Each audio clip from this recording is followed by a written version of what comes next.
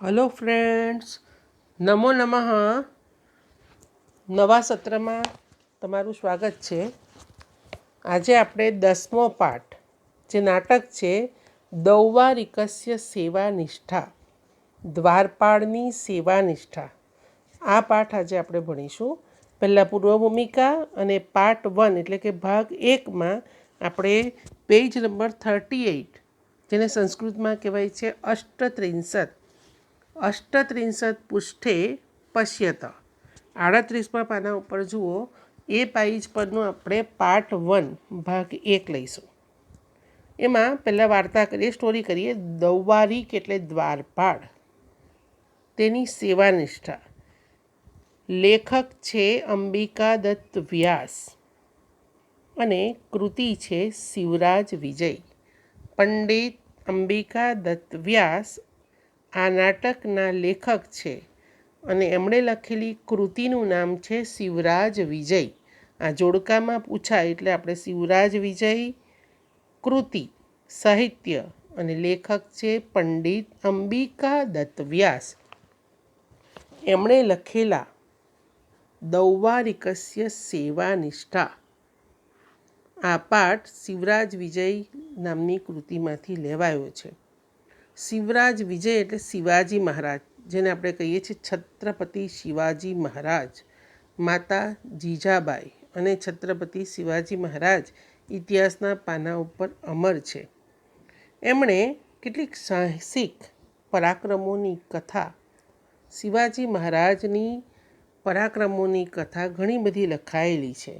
પરંતુ આ નાટકની અંદર શિવાજી મહારાજ, જેનો રાયગઢ પ્રાંત કહેવાય, એ રાયગઢ પ્રાંતના શિવાજી મહારાજ પ્રાચીન કાળમાં રાજાશાહી સમયે કિલ્લેબંધી હતી.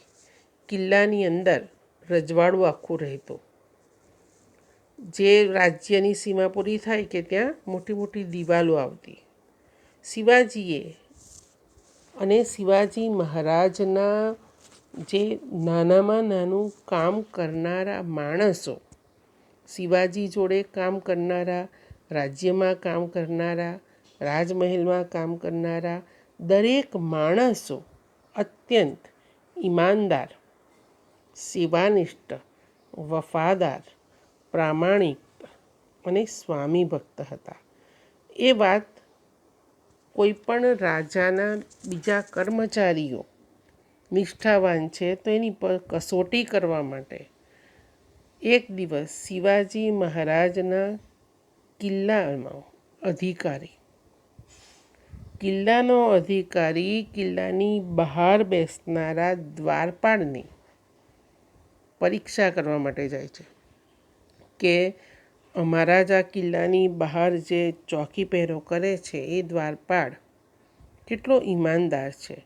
એટલે રાત્રે, મતલબ સાંજના 6-7 વાગ્યાના સમયે, 7-6 વાગ્યા પછીના સમયે એ કિલ્લાનો મુખ્ય અધિકારી વેશ પરિવર્તન કરીને, સંન્યાસી સાધુનો વેશ ધારણ કરીને શિવાજી મહારાજના કિલ્લાના દ્વારપાળની પરીક્ષા કરવા માટે જાય છે કે આ માણસ કેટલો ઈમાનદાર છે. નાટકની શરૂઆત થાય છે ત્યારે સંન્યાસી અને દ્વારપાળની ચર્ચા, એ બંને વચ્ચે જે વાતચીત થાય છે તેની વાત અહીં કહેવાય છે. કયા પ્રકારની વાતચીત થાય છે? તો જ્યારે સંન્યાસી જાય છે દ્વારપાળ પાસે અને પછી શું કહે છે? હું પ્રણામ કરું છું.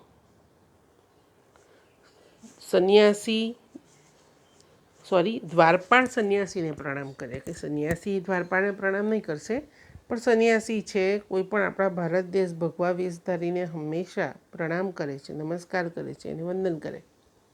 એટલે દ્વારપાળ સંન્યાસીને પ્રણામ કરે છે અને પછી પૂછે છે કે શું કામ છે, કોને મળવાનું છે, શા માટે આવ્યા છો?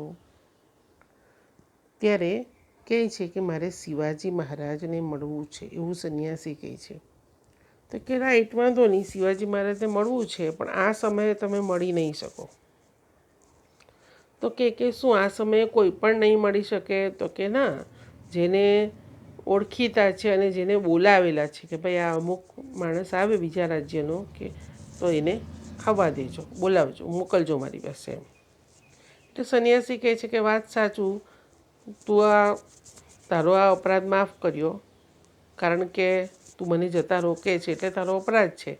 પરંતુ આજથી તારે હું તને એક સલાહ આપું છું કે આજથી તારે સંન્યાસીઓ, વિદ્વાન પંડિતો, વિદ્યાર્થીઓ, સ્ત્રીઓ અને બાળકોને રોકવા જોઈએ નહીં, કારણ કે આ બધા હંમેશા શુદ્ધ છે, એમને જવા જ દેવું જોઈએ મહારાજને મળવા માટે. ત્યારે દ્વારપાળ થોડોક અવાજ મોટો કરીને કે સંન્યાસી તું બહુ બોલ્યો, રોકાઈ જા. અમે દ્વારપાળ બ્રહ્માની આજ્ઞાની પણ રાહ જોતા નથી. અમે દ્વારપાળ બ્રહ્માની આજ્ઞાની પણ રાહ જોતા નથી. ત્યારે સંન્યાસી કહે છે કે બરાબર, રસ્તો બતાવ, મારે મહારાજ પાસે તો જવાનું ઈચ્છા છે જ અને હું જઈશ જ. ત્યારે દ્વારપાળ કહે છે કે શક્ય નથી. જ્યારે સવારમાં મહારાજ સંધ્યા પૂજાના સમયમાં પ્રવેશવું શક્ય છે. સંધ્યા પૂજાના સમયમાં મતલબ સવારે પૂજા કરે અને સાંજે પણ પાછી પૂજા કરે, ત્યાં સુધી, સવારથી લઈને સાંજ સુધી. પરંતુ રાત્રે કોઈ પણ પ્રવેશી શકતું નથી. ત્યારે સંન્યાસી કહે છે કે શું કોઈ પણ રાત્રે પ્રવેશતું નથી? એટલે દ્વારપાળ કહે છે કે જેને બોલાવેલા છે, ઓળખીતા છે, એના સિવાયના કોઈ પણ નહીં પ્રવેશી કરે. અને વિશેષ કરીને તારા જેવા તુંબડી ધારણ કરનારા, તુંબડી મતલબ ભિક્ષાપાત્ર, દૂધી જેવું જે એક શાક હોય છે જેનો આકાર ગોળ લોટા જેવો, કમંડળ, જે અત્યારે પણ જૈન સાધુ સાધ્વી પાસે હોય છે.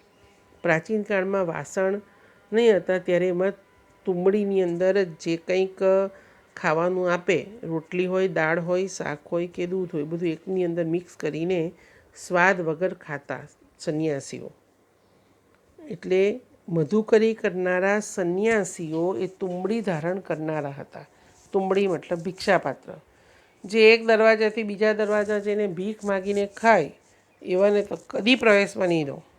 એટલે સંન્યાસી કહે છે, મનમાં બોલે છે, કારણ કે સાચેમાં જ સંન્યાસી નહીં હતો, એ પણ હતા કિલ્લાના મુખ્ય અધિકારી હતા. એટલે મનમાં બોલે છે કે ખરેખર આ દ્વારપાળ તો બધી રીતે યોગ્ય છે, પણ એની ફરી પરીક્ષા કરું. અને પછી મોટેથી કહે છે કે દ્વારપાળ અહીં આવ, હું કંઈક તને કહું છું. પછી નજીક જઈને કહે છે કે અમે સંન્યાસીઓ તો બધે ગુફાઓમાં, જંગલોમાં ફરીએ છીએ અને અમારી પાસે એક એવું રસાયણ છે મારી પાસે કે જે રસાયણ 50 તોલા તાંબાની લગાવવામાં આવે તો એ તાંબુ સોનુમાં ફેરવાઈ જાય.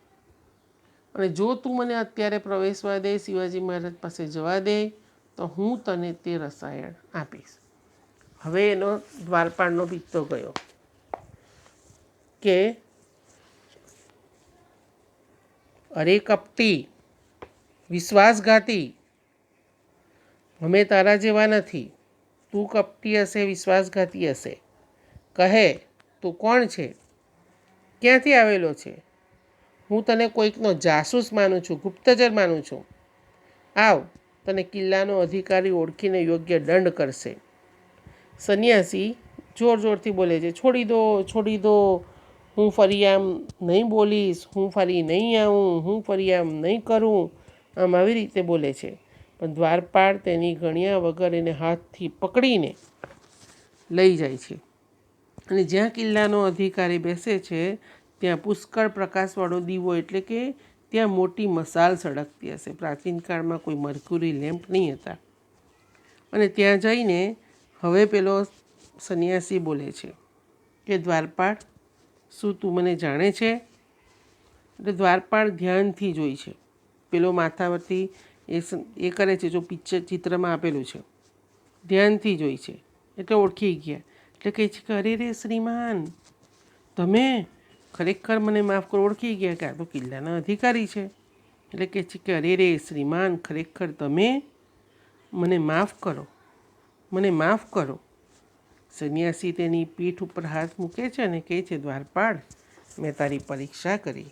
તું ખરેખર યોગ્ય સ્થાને નિયુક્ત થયેલો છે.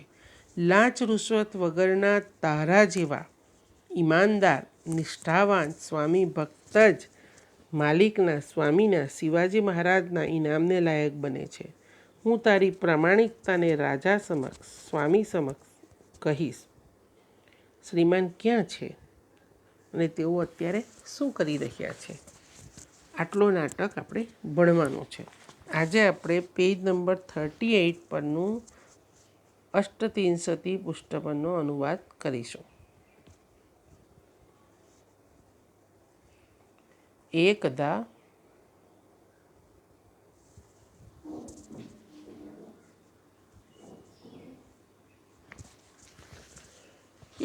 દૌવારિકઃ ભવ્યમૂર્તિ સંન્યાસીમ અપશ્યત. એક દિવસ દ્વારપાળે ભવ્ય આકૃતિવાળા સંન્યાસીને જોયા. તતઃ પછી તયોઃ તે બંને વચ્ચે એવં વાર્તાલાપ અભવત. પછી તે બંને વચ્ચે આમ વાર્તાલાપ થયો. એક દિવસ દ્વારપાળે ભવ્ય આકૃતિવાળા સંન્યાસીને જોયા. પછી તે બંને વચ્ચે આમ વાતચીત થઈ, આમ વાર્તાલાપ થયો. સંન્યાસી: કથમ અસ્માન સંન્યાસિનઃ અપી તિરસ્કરોષિ? તું કેમ, સંન્યાસી કહે છે કે તું કેમ અમને સંન્યાસીઓનો પણ અવગણે છે અથવા તું તિરસ્કાર કરે છે? તું કેમ અમને સંન્યાસીઓને પણ અવગણે છે અથવા તિરસ્કાર કરે છે? દૌવારિક દ્વારપાળ કહે છે, ભગવાન પ્રણમામિ, પરંતુ સ્વકીય પરિચયમ અદત્વા ન કશ્ચિત પ્રવેષ્ટુમ અર્હતિ. ભગવાન, હું પ્રણામ કરું છું તમને. ભગવાન એટલે કે માનવાચક, પૂજનીય. હું તમને પ્રણામ કરું છું, પરંતુ સ્વકીયમ પોતાનો, પરિચયમ ઓળખાણ, અદત્વા ન આપતો, કશ્ચિત કોઈ, પ્રવેષ્ટુમ પ્રવેશ માટે, ન અર્હતિ યોગ્ય નથી. ભગવાન, હું પ્રણામ કરું છું, પરંતુ પોતાનો પરિચય ન આપતો કોઈ પ્રવેશને યોગ્ય નથી. ભગવાન, હું પ્રણામ કરું છું, પરંતુ પોતાનો પરિચય ન આપતો કોઈ પ્રવેશને યોગ્ય નથી. સંન્યાસી: સત્યમ, સાચું. ક્ષાંતઃ અયમ તે અપરાધઃ. આ તારો અપરાધ માફ કર્યો. આ તારો અપરાધ માફ કર્યો. કિંતુ અદ્ય પ્રભુથી ત્વં સંન્યાસિનઃ પંડિતાન બ્રહ્મચારિણઃ સ્ત્રિયઃ બાલાઃ ચ ન અવરોધું શક્નોષિ.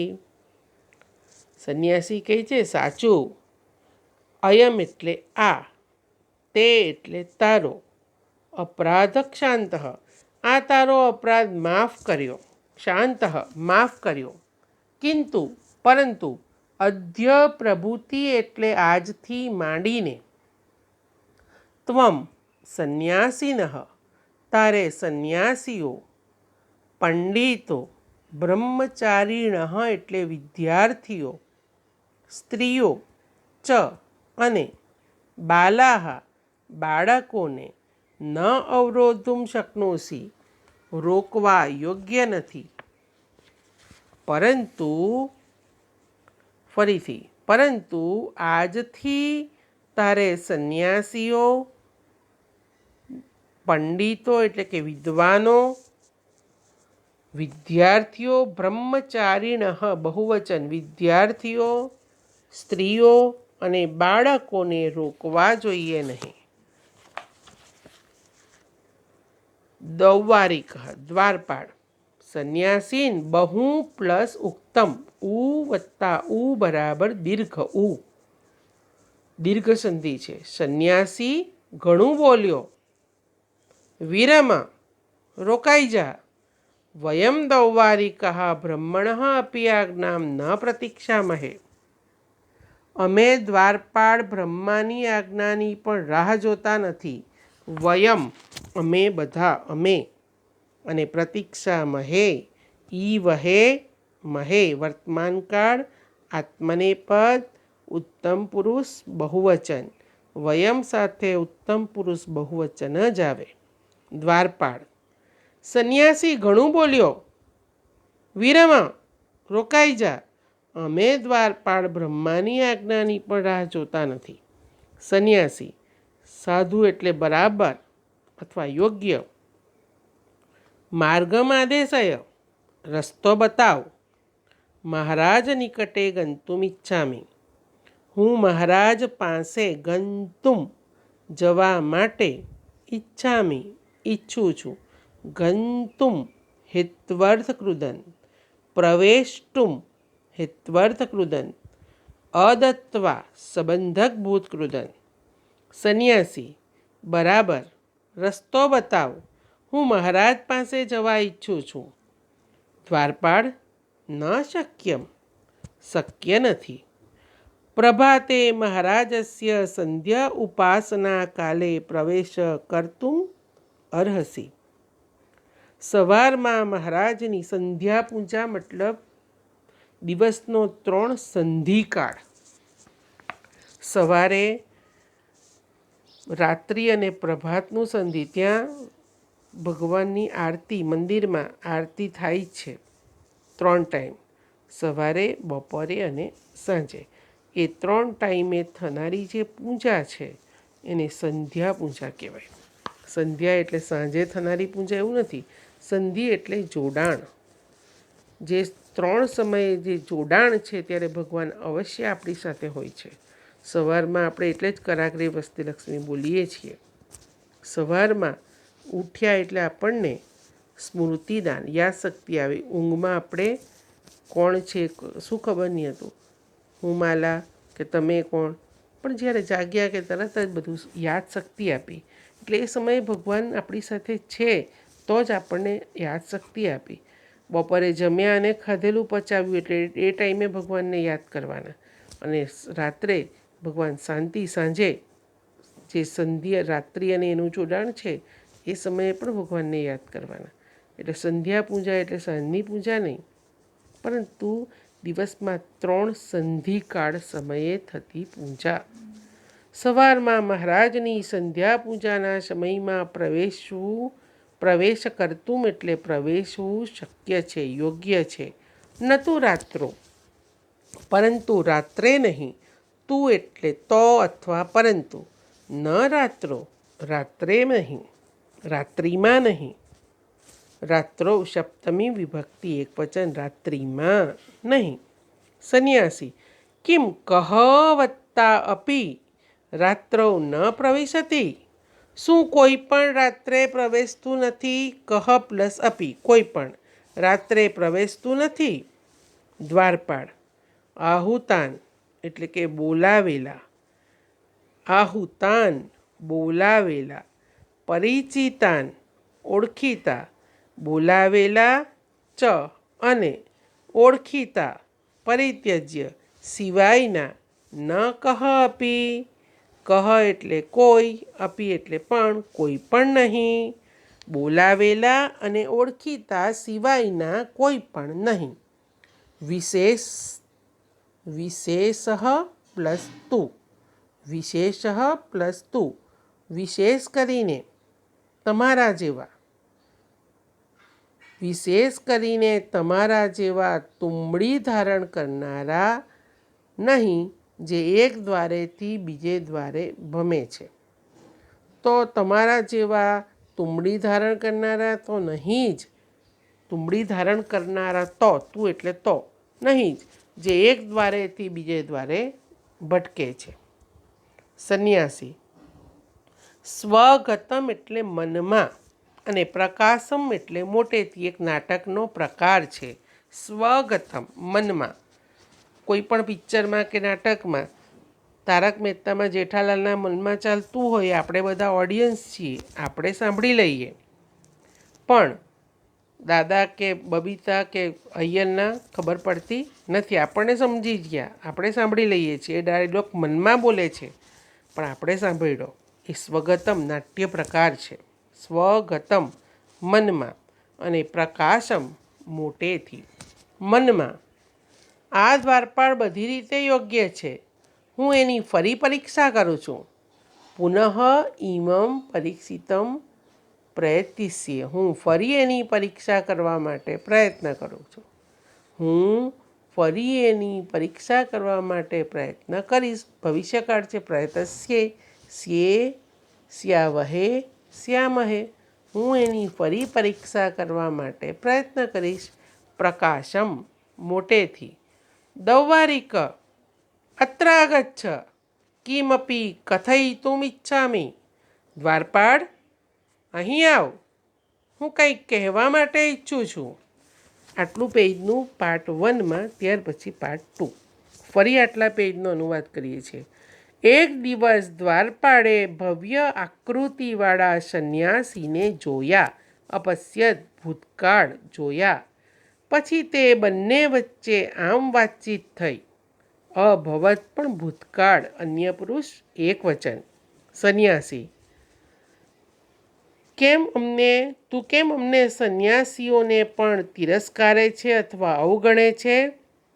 દ્વારપાળ કહે છે, ભગવાન, હું પ્રણામ કરું છું, પરંતુ પોતાનું ઓળખાણ ન આપતો કોઈ પ્રવેશ કરવા માટે યોગ્ય નથી. સંન્યાસી, સાચું, આ તારો અપરાધ માફ કર્યો, પરંતુ આજથી તારે સંન્યાસીઓ, પંડિતો એટલે કે વિદ્વાનો, વિદ્યાર્થીઓ, સ્ત્રીઓ અને બાળકોને રોકવા જોઈએ નહીં અથવા રોકવા યોગ્ય નથી. દ્વારપાળ, સંન્યાસી ઘણું બોલ્યો, રોકાઈ જા. અમે દ્વારપાળ બ્રહ્માની આજ્ઞાની પણ રાહ જોતા નથી.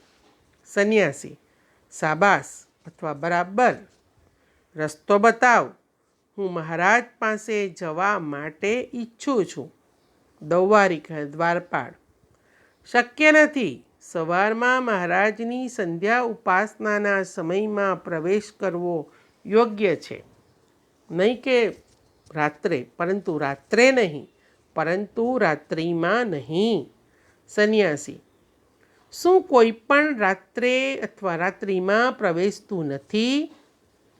દ્વારપાળ કહે છે, બોલાવેલા અને ઓળખીતાને છોડીને કોઈ પણ નહીં.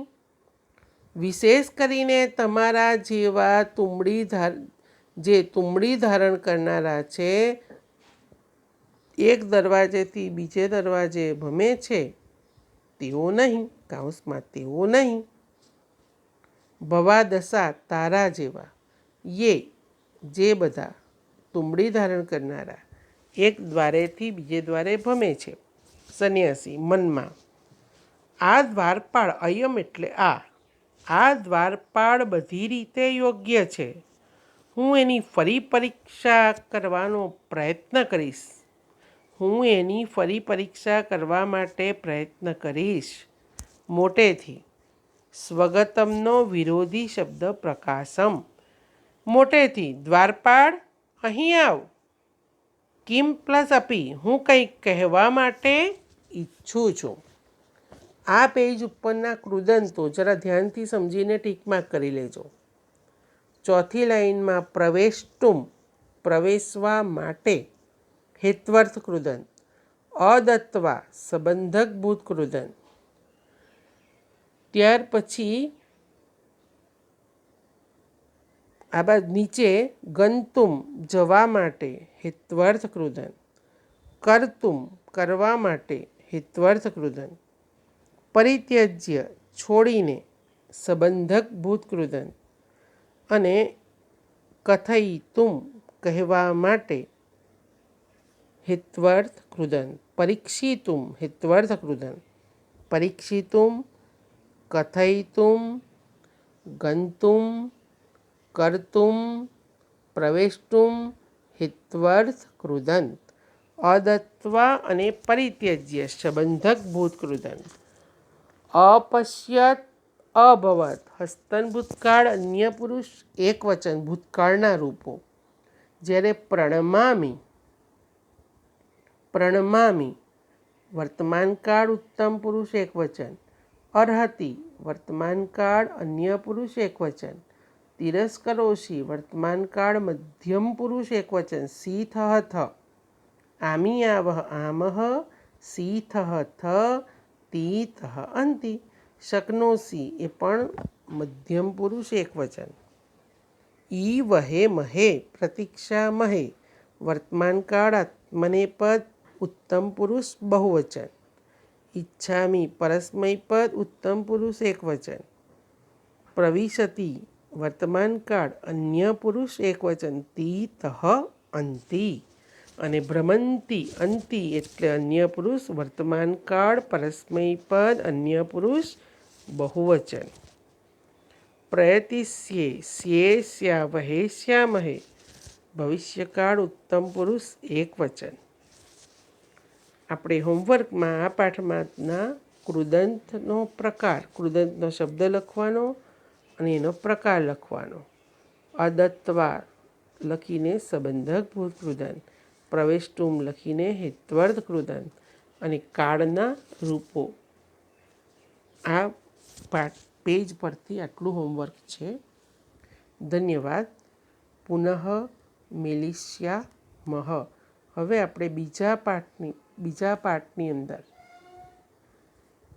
મળીશું. ધન્યવાદ.